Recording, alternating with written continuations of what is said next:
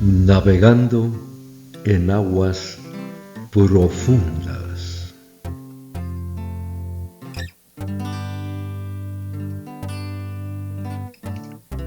Navegando en aguas profundas.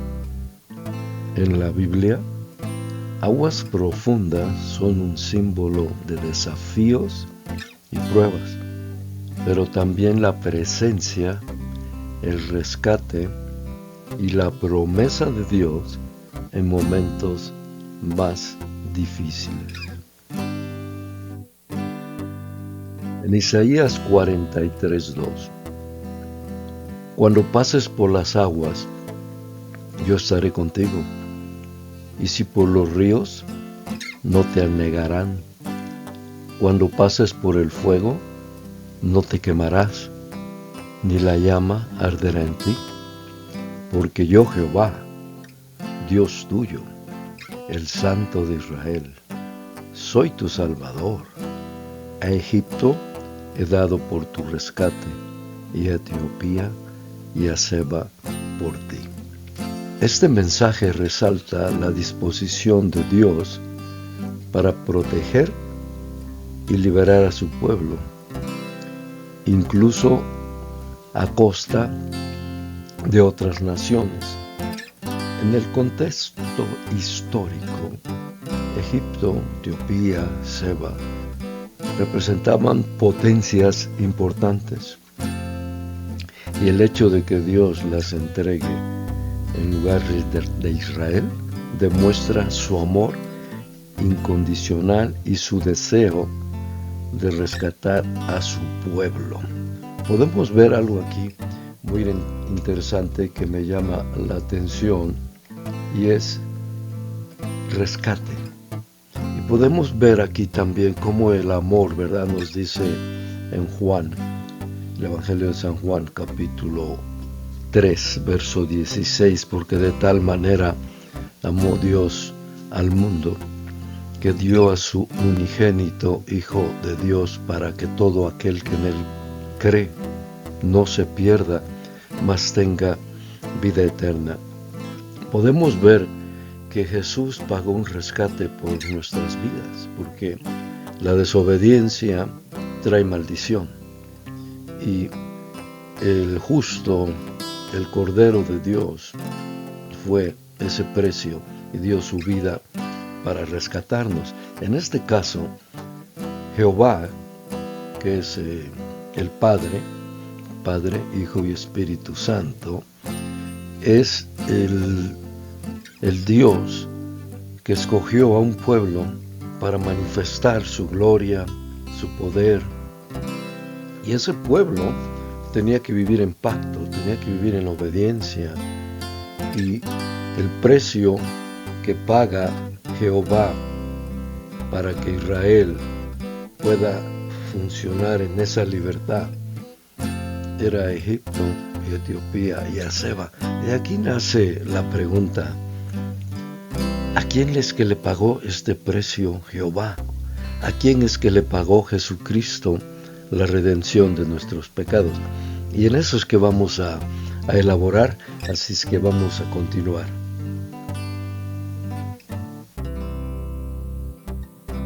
En Proverbios 25, como aguas profundas es el consejo en el corazón del hombre, mas el hombre entendido lo alcanzará. Las aguas profundas son oportunidades donde vamos a poder ser probados, nuestra fe va a ser probada por fuego, pero hay una promesa, que cuando pasemos por las aguas no nos vamos a ahogar, no nos van a destruir las pruebas, los momentos difíciles no nos van a destruir.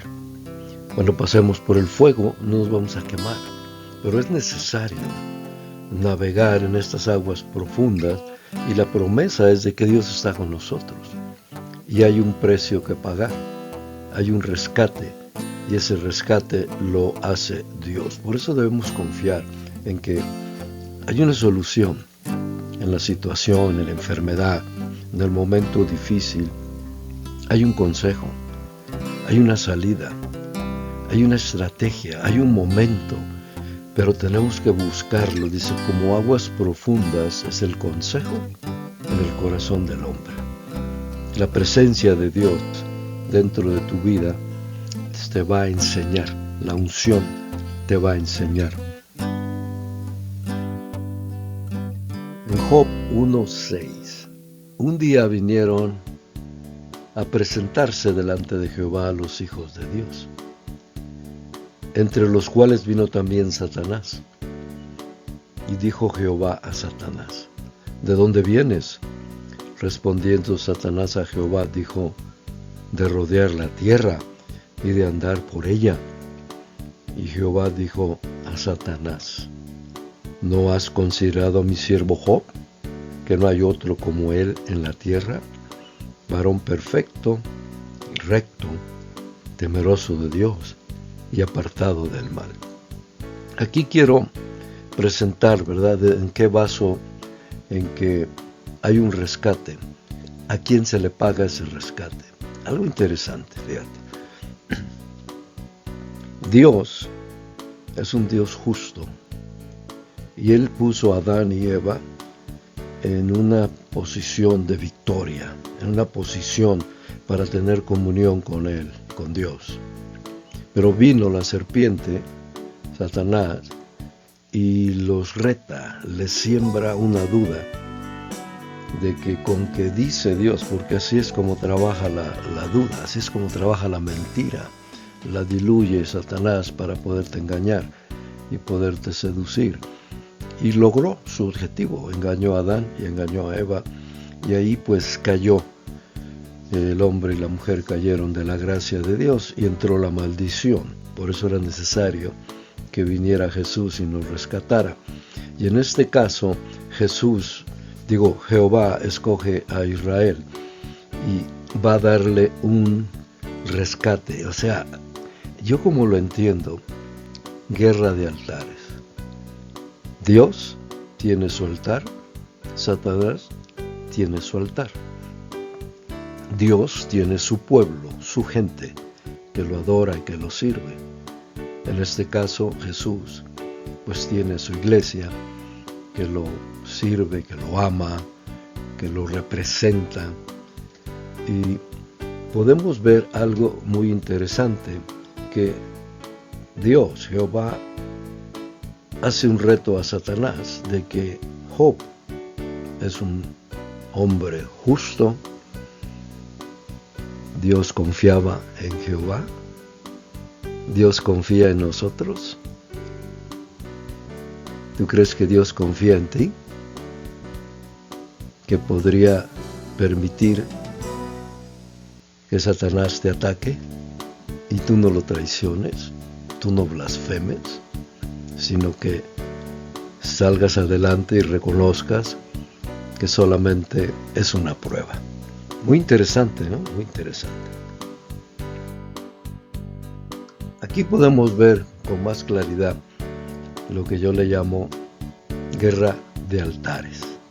Verán el libro de 1 Samuel 5:1, cuando los filisteos capturaron el arca de Dios, la llevaron desde Ebenezer a Asdod, y tomaron los filisteos el arca de Dios y la metieron en la casa de Dagón y la pusieron junto a Dagón.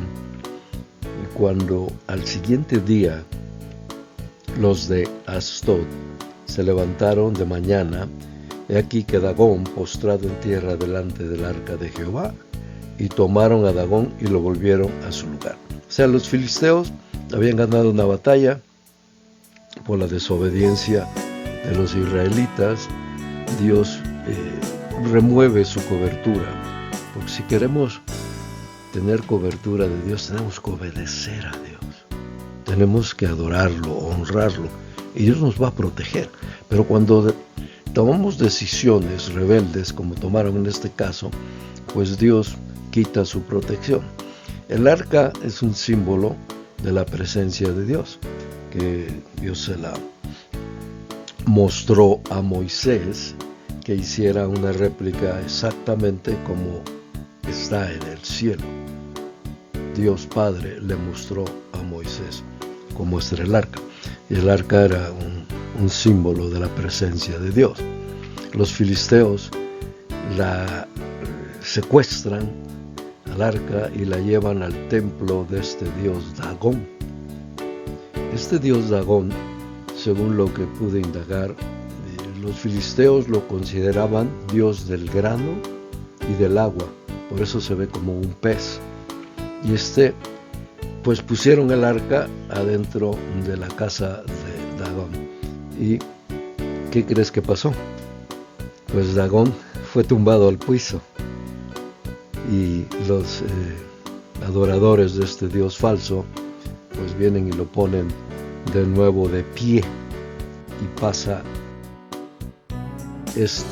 Y volviéndose a levantar de mañana al siguiente día, y aquí que Dagón había caído postrado en tierra delante del arca de Jehová, y la cabeza de Dagón y las 2 palmas de sus manos estaban cortadas sobre el umbral.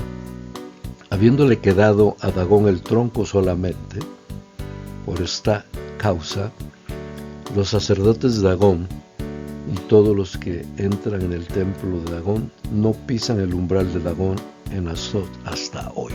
Entonces podemos ver guerra de altares.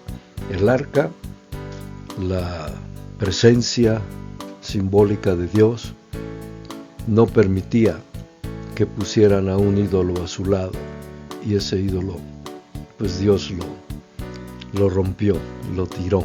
Entonces los filisteos pues dijeron, pues no, esto no puede ser.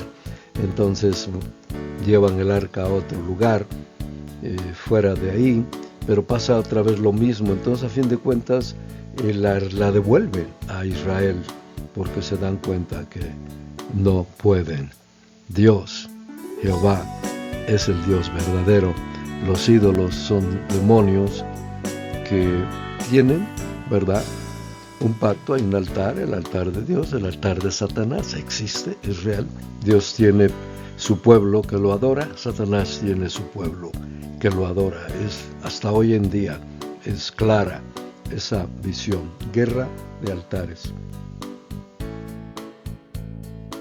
En Salmo 34:7, claman los justos y Jehová oye y los libra de todas sus angustias.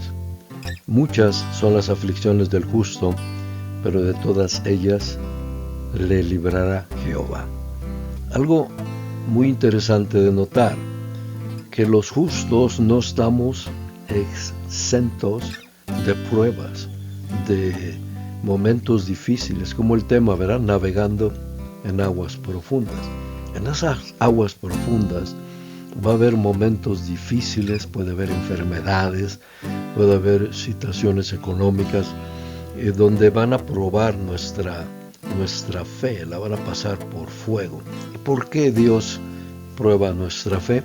Porque Dios quiere que nosotros entendamos y aceptemos, o estamos con Dios o no estamos con Dios.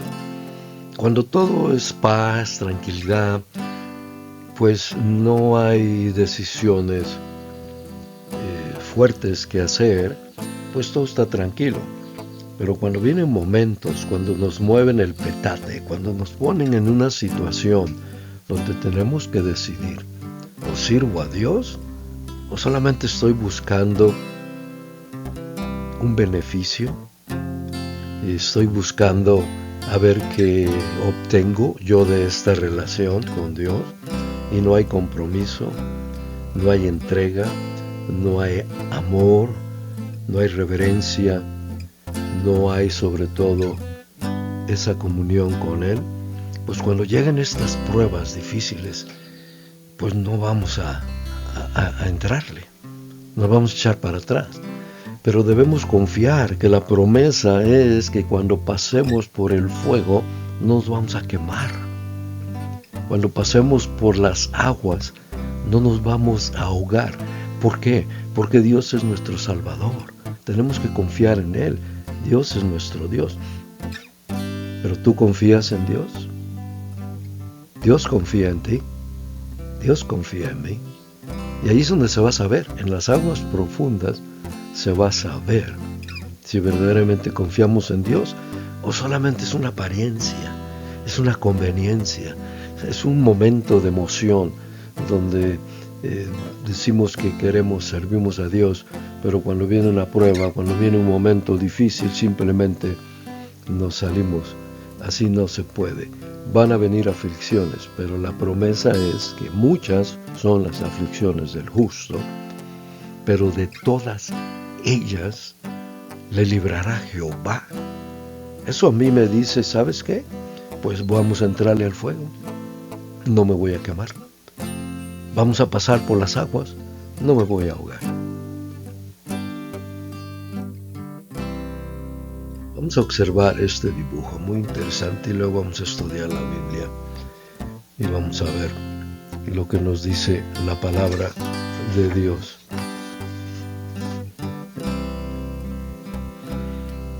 Es una ilustración del libro de Ezequiel, capítulo 47, del 1 al 12. Sé paciente conmigo, porque queremos aprender de una manera didáctica, de una manera expositiva.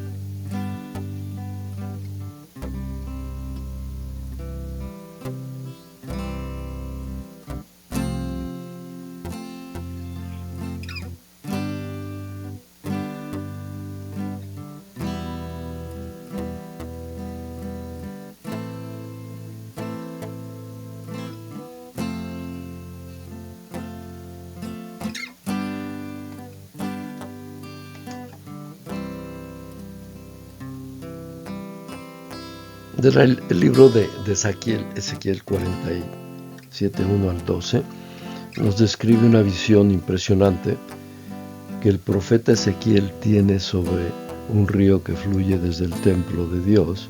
En la visión, Ezequiel observa cómo este río comienza como un pequeño arroyo y se convierte en un torrente poderoso a medida que avanza.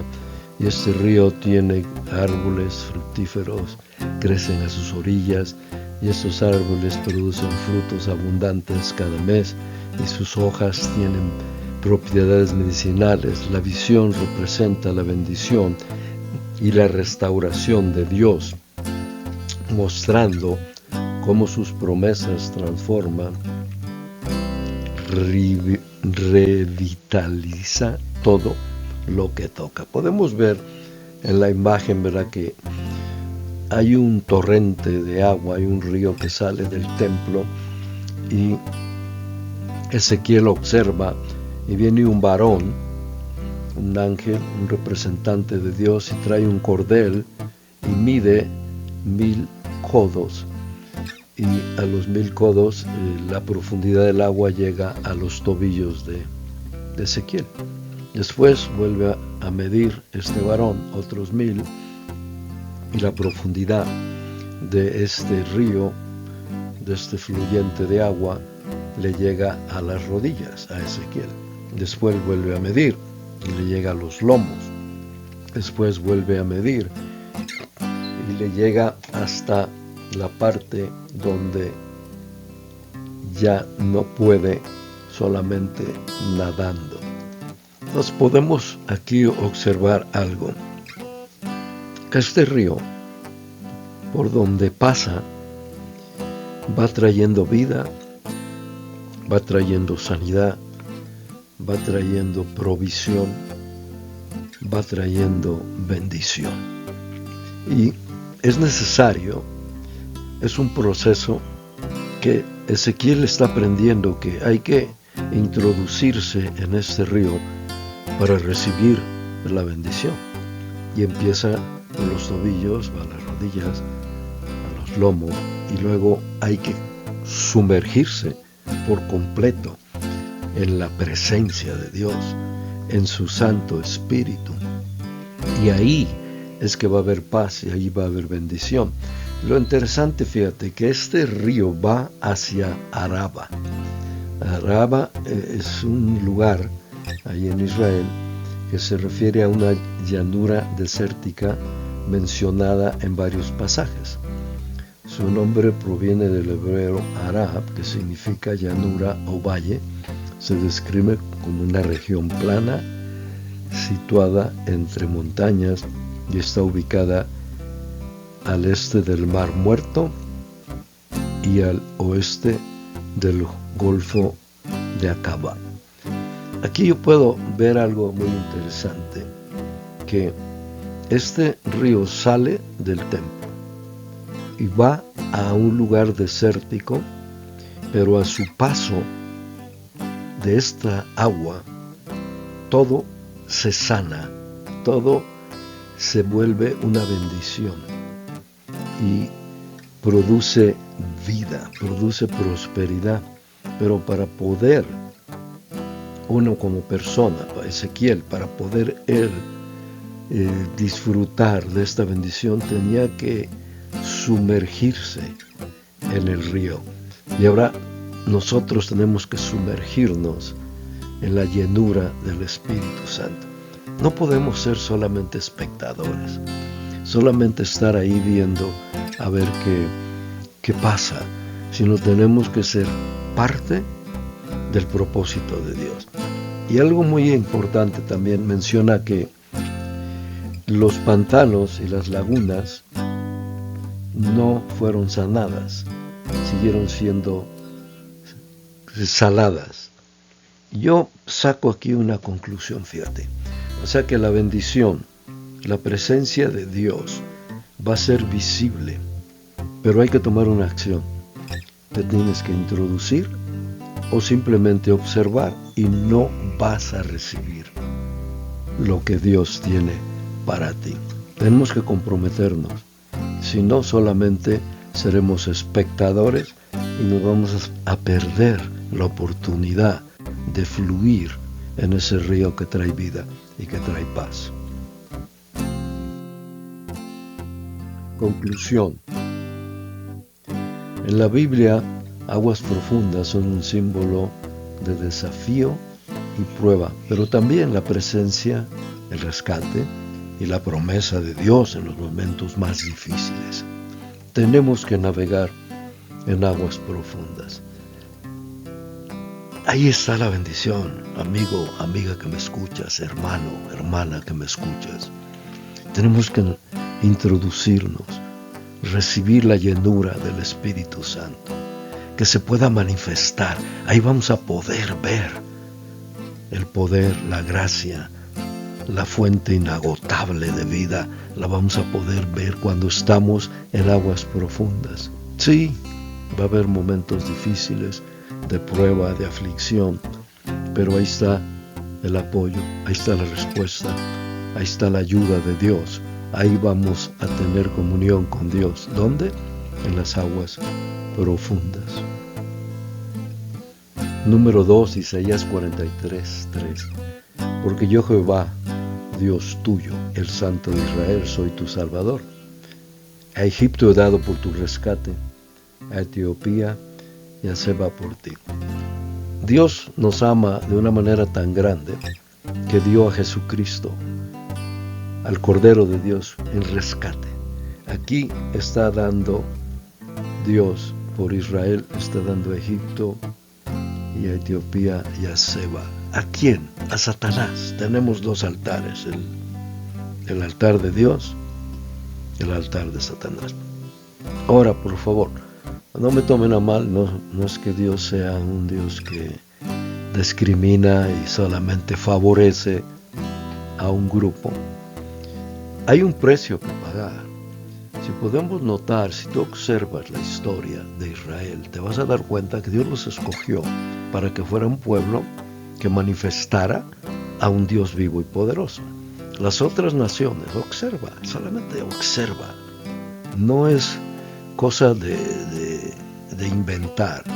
Observa la historia, las culturas, y vas a ver que hay naciones que adoran la idolatría, sí, adoran a la lluvia, adoran a los ídolos, adoran a los santos, adoran a la tierra, adoran al sol, a la luna, y ofrecen sacrificios de derramamiento de sangre humana.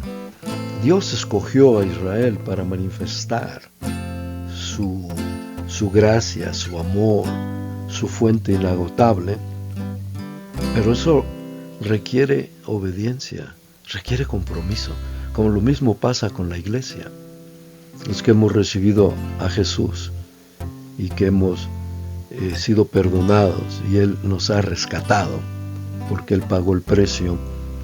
Jesús requiere, el que quiera seguir en pos de mí, niéguese a sí mismo, tome su cruz y sígame. Hay un compromiso, hay una entrega, hay que ser fieles, y eso es lo que Dios busca. Y esa fidelidad requiere pues sacrificio, requiere obediencia, pero hay un beneficio. ¿Cuál es? La vida eterna, la comunión, la promesa de que vas a pasar por el fuego y no te vas a quemar, la promesa de que vas a pasar por las aguas y no te vas a ahogar, o sea que vamos a salir vencedores. Guerra de altares, aquí se ve clarísimo. Dios permite, Él tiene su altar y tiene su pueblo, y permite que Satanás tenga su altar y tenga su pueblo, tenga su gente. Y Satanás pues usa los ídolos, usa las cosas tangibles, y la gente adora estos ídolos, ya sea de barro, ya sea de porcelana, ya sea una imagen, ya sea el sol, la luna, la rana, los elefantes, infinidad de dioses. Pero atrás de estos dioses está un demonio, porque sería como un poco absurdo que alguien se incline y tenga reverencia a un pedazo de madera o a un ídolo que no habla, que lo tienen que cargar, que lo tienen que mover. Sería absurdo, completamente absurdo, creer que alguien podría tener confianza en algo así. Para que tengan confianza, ese ídolo tiene atrás un demonio. Y ese demonio habla, ese demonio sana, porque hay testimonios donde dice, no, pues yo le oré a esta virgen y esta virgen me sanó. Claro que sí, Satanás se aparece como ángel de luz. Quizá esta palabra sea un poco fuerte para ti, pero es una realidad. Observa con inteligencia, con prudencia, dos altares, el altar de Dios y el altar de Satanás. Pero ¿por qué existe? ¿Por qué Dios lo permite? Para que tengamos opción. Él quiere que lo sirvamos de corazón. Él quiere que nos humillemos, que nos rindamos a Él y que lo adoremos y lo sirvamos. Que no sea la única opción. Está la otra opción, se llama Satanás, se llama ese altar, el cual también te va a dar bendiciones, pero la diferencia es que en el altar de Dios va a haber paz, va a haber vida. En el altar de Satanás va a haber muerte, va a haber maldición. Solamente observa, abre tus ojos y observa el panorama, observa lo que está pasando y te vas a dar cuenta que así es. ¿Verdad? Esta otra vez se vuelve a ver lo de Ezequiel. Muy importante notar que Dios tiene una bendición a través del Espíritu Santo y que tenemos que introducirnos poco a poco, irnos haciendo más parte del propósito de Dios, en obediencia, en sumisión a la palabra.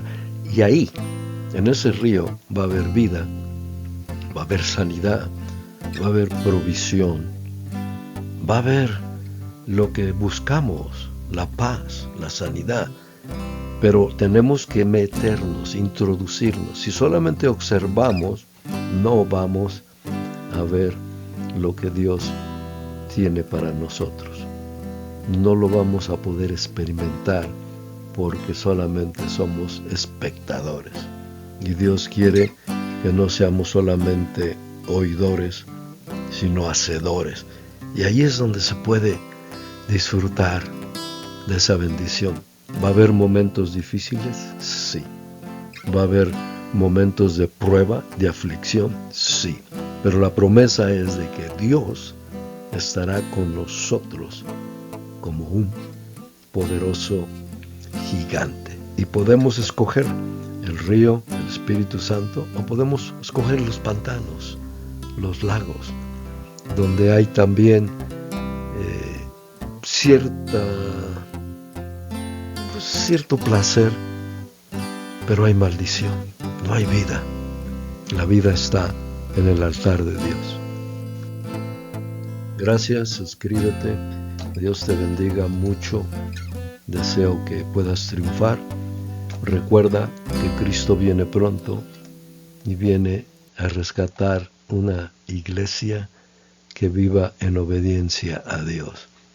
Porque la paga del pecado es la muerte, pero la dádiva de Dios es vida eterna. Dios te bendiga y gracias por escuchar.